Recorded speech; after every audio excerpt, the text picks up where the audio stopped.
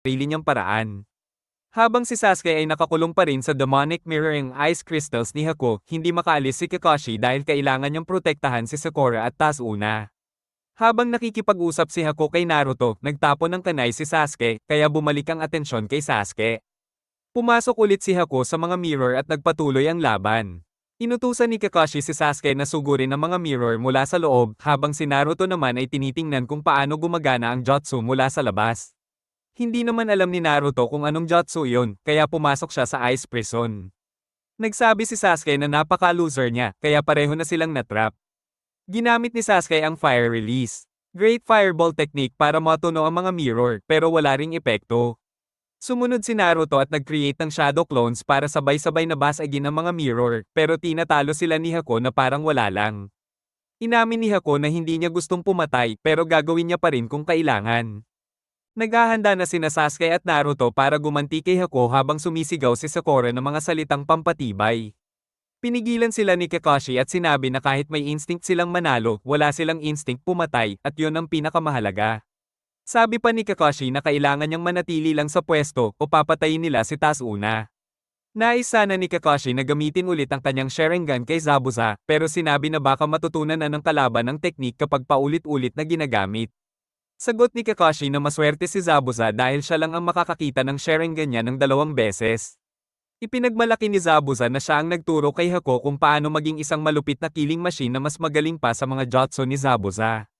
Sa loob ng demonic mirroring ice crystals, hirap na hirap sina Sasuke at Naruto sa mabilis na galaw ni Hako. Habang paulit-ulit na tinatanggal ni Hako ang mga shadow clones, napansin ni Sasuke ang galaw ni Hako. Gumamit siya ng fire release. Great fireball technique habang abala si Hako sa mga clones ni Naruto, nasunog ang gilid ng skirt ni Hako at nagulat siya, kaya bumagal ng kaunti. Samantala, sinabi ni Zabuza kay Kakashi na ang huling laban nila ay isang aksidente, pati na ang pagkatalo niya. Nanunood si Hako mula sa isang puno at may binabalak na masama. Ginamit ni Zabuza ang hiding in mist technique para mawala ang bisa ng Sharingan, at sinabi na ang susunod na makikita ni Kakashi ay ang huling bagay na makikita niya. Nawala si Zabuza, at si Kakashi ay naghihintay na sa susunod na galaw ng kalaban. Biglang napansin ni Kakashi na ang target ni Zabuza ay si Tazuna at si Sakura, kaya tumakbo siya para pigilan ang atake. Napasigaw si Sakura sa makapal na fog. Napagtanto ni Hako na hindi niya na kayang maging malambot kay Naruto at Sasuke. Kaya tinaatake na sila sa mga vital spots kaysa sugatan lang ang balat nila, kahit si Naruto ay tinamaan ng malupit. Hindi pa rin tinanggap ni Naruto na matatalo siya, pero dahil paubos na ang chakra niya, nawalan na siya ng malay. Si Sasuke, na hindi nagpapatalo, ay lumaban pa rin at pinrotektahan ang katawan ni Naruto gamit ang kanyang Sharingan, kaya nakikita niya ang bilis ng galaw ni Hako. Namangha si Hako na mayroon ding Kekkei Genkai si Sasuke na nagising sa laban. Napansin ni Hako na kung magtatagal pa ang laban, talo siya dahil lahat ng atake niya ay nadedepensahan. Kaya tinisip niyang targetin na lang si Naruto at hindi na iwasan ni Sasuke na protektahan siya. Samantala, tinamaan si Kakashi ng espada ni Zabuza nang subukan niyang iligtas si Sakura at Tazuna.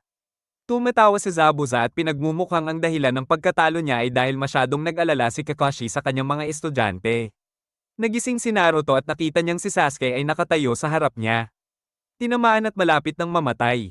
Nagulat si Naruto at nang matambas si Sasuke, inakala niya ito na parang namatay na. Galit na galit si Naruto at hindi niya namamalayan na nagagamit na niya ang chakra ng Nine-Tailed Fox na nasa katawan niya. Naramdaman ni Kakashi at Zabuza ang pagbabago, at napaisip si Kakashi kung nabasag na ang seal. Si Haku, nakatitig lang at hindi makapaniwala habang ang kapangyarihan ng Fox ay nagpapagaling kay Naruto at binabago ang katawan niya. Umaagos ang kapangyarihan ni Naruto, pinapagaling ang sarili at sinugod si Haku, tinataboy ang mga atake ni Haku gamit ang alon ng chakra. Sinubukan ni Hako na tumakas pero mabilis na nahawakan ni Naruto ang braso niya gamit ang bilis ng Nine-Tails. Naramdaman ni Kakashi na hindi buo ang seal at bahagyang nakalabas ang chakra ng Fox, kaya't napagdesisyonan niyang tapusin na ang laban. Nagtaka si Zabuza kung paano niya tatapusin ang laban kung hindi man lang siya makita ni Kakashi sa loob ng mist. Sagot lang ni Kakashi ay ang paglabas ng isang scroll. Hawak na ni Naruto ang braso ni Hako at ibinato siya ng malakas, pinapante siya sa isa sa mga mirrors, sabay nasira ang mga ito. Nagtangkang sumugod si Naruto ulit para magbigay ng isang malupit na suntok. Pero nang mahulog ang mask ni Hako, nakita ni Naruto ang batang nakilala niya sa gubat. Napahinto si Naruto at humiling si Hako na patayin siya dahil wala na siyang silbi kay Zabuza. Ibinahagi ni Hako ang kanyang malungkot na nakaraan kung paano pinatay ng tatay niya ang nanay niya dahil sa Kekkei Genkai niya at paano niya ito pinatay nang hindi sinasadya. Dinala siya ni Zabuza pagkatapos nun at tinuruan siya ng mga advanced ninja skills.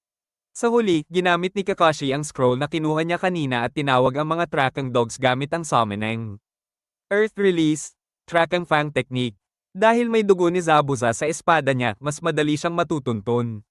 Pagkatapos, ipinakita ni Kakashi ang sarili niyang teknik na Lightning Cutter. Si Inari ay naglakad-lakad sa buong Land of Waves, lumalapit sa mga tao para kumbinsihin silang ipagtanggol si Tasuna at ang tulay. Pero lahat ng matatanda ay takot at hindi nais makialam. Kaya't si Inari na hindi natatakot ay nagpasya na siya na lang mag-isa pupunta sa tulay. Sa tulay, nahirapan si Kakashi na pigilan si Zabuza gamit ang mga ninken niya at inihanda ang Lightning Cutter para tapusin ang laban. Si Hako naman ay tila nawala ng silbi at humiling kay Naruto na patayin siya. Naguguluhan si Naruto at sinabing hindi lang pagpaslang ang pagiging shinobi, pero hindi tinigilan ni Hako ang pakiusap. Tumigil si Naruto at tahimik na nagsabing baka magkaibigan sila sa ibang pagkakataon, tapos ay umatake kay Hako. Ngunit naramdaman ni Hako na nasa panganib si Zabuza, kaya't pinigilan ang atake ni Naruto at tumakbo papunta kay Zabuza. Tinanggap niya lahat ng damage mula sa Lightning Cutter ni Kakashi. Sa village, sinabi ni Tsunami kay Inari na masyado pa siyang bata para makipaglaban. Pero si Inari ay determinado. Nang lumabas ang mist ni Zabuza, natutulala si Naruto nang makita si Hako na patay. Si Zabuza, hindi alintana, ay ginamit ang espada para sabay durugin si Kakashi at si Hako, ngunit nakaiwas si Kakashi. Si Tasuna ay sinamahan si Sakura sa katawan ni Sasuke, at umiyak si Sakura. Si Kakashi naman ay muling pinigilan si Zabuza. Tapos, dumating si Gato at sinabi kay Zabuza na fired na siya. Sinabi ni Gato kay Zabuza na plano niyang itakwil siya mula pa sa simula dahil sobrang mahal ng serbisyo niya, kaya iniutos niyang patayin siya ng mga bagong thug na kinuha. Sinabi ni Zabuza kay Kakashi na tapos na ang laban nila dahil wala na siyang trabaho. Pagkatapos, sinipa ni Gato ang patay na katawan ni Hako na ikinagalit ni Naruto. Pero si Zabuza, sinabing ginamit lang siya ni Gato, katulad ng ginamit niya si Hako. Hindi matanggap ni Naruto ito at nagsimulang umiyak, sinabing si Hako ay sobrang mahal si Zabuza. Na ibinigay lahat ng buhay para matulungan siya. Naapektuhan si Zabuza at sa wakas ay umiyak din siya, inalala ang sakripisyo ni Hako. Dahil hindi makagalaw ang mga braso niya, kinuha ni Zabuza ang kanay ni Naruto gamit ang ngipin at sumugod kay Gato. Nasaksak siya ng ilang beses ng mga tauhan ni Gato pero natapos pa rin niya si Gato kahit sugatan. Samantala, nagulat ang Team 7 nang malaman nilang buhay pa si Sasuke dahil sinadyang hindi siya pinatay ni Hako. Natakot ang mga tao ni Gato nang dumating ang mga villagers para ipagtanggol si Tasuna. Bago mamatay, humiling si Zabuza kay Kakashi na ilibing siya sa tabi ni Hako. Sinabi ni Kakashi na naniniwala siyang magkakasama sila sa huli dahil nakita ang pagbabago ni Zabuza. Nilibing ng Team 7 ang dalawa sa isang tahimik na lugar gamit ang espada ni Zabuza bilang marker ng libingan. Hindi kontento si Naruto sa ideya na ang mga ninja ay ginagamit lang, kaya sinabi niyang hahanap siya ng sarili niyang ninja way. Nagpaalam siya kay Inari at bumalik sila sa Konohagakure. Matapos ang mission, pinangalanan ni Tasuna ang tulay na Great Naruto Bridge.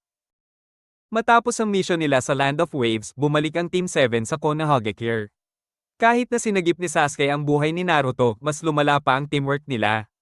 Determinado si Naruto na talunin si Sasuke at sinasadya pa niyang guluhin ang mga susunod nilang mission. Napansin ni Kakashi na sabog ang teamwork nila, kaya pinauwi na lang silang lahat.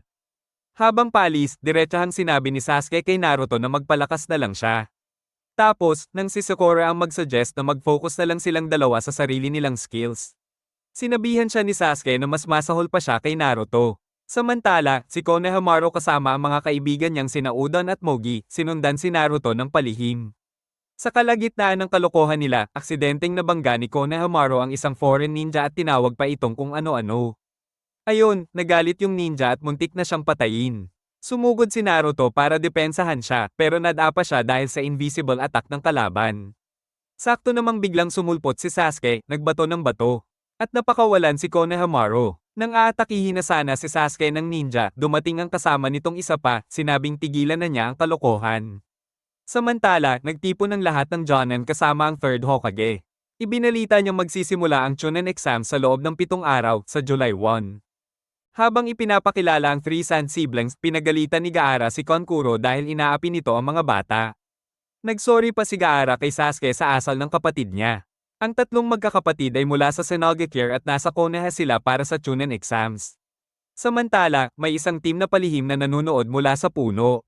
Sa kabilang dako, pinatawag ng third Hokage sina Kakashi, Asuma, at Kurenai para irekomenda ang mga genin na sa tingin nila ay handa ng sumali sa Chunin exams.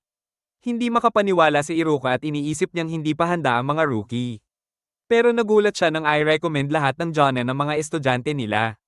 Nagprotesta si Iruka, lalo na para kina Naruto at sa iba pa, pero pinaalala ni Kakashi na hindi na niya estudyante si Naruto, kundi ninja na nasa ilalim ng utos niya. Pumayag naman ng Hokage sa huli. Kinabukasan, binigay ni Kakashi sa Team 7 ang application forms para sa exams. Agad pumayag sina Naruto at Sasuke, pero si Sakura medyo alanganin. Maya-maya, inatake silang tatlo ng isang misteryosong ninja. Si Mogi nakidnap pero nasagip din ni Naruto. Si Sakura naman